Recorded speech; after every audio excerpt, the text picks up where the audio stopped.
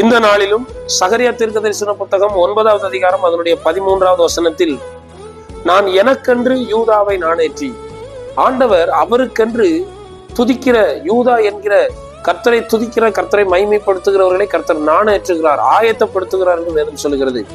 அவர் நம்மை அவருக்கென்று ஆயத்தப்படுத்துகிறார். எப்ராயிமிலே வில்லை நிரப்பி என்று சொன்னதை போல, எப்ராயிம் என்றால் அவருக்கு அருமையான குமாரன், பிரியமான பிள்ளை. கர்த்தருக்கு பிரியமாய் நடக்கிறவர்களை கர்த்தர் ஆயுதமாய் நிரப்புவார்.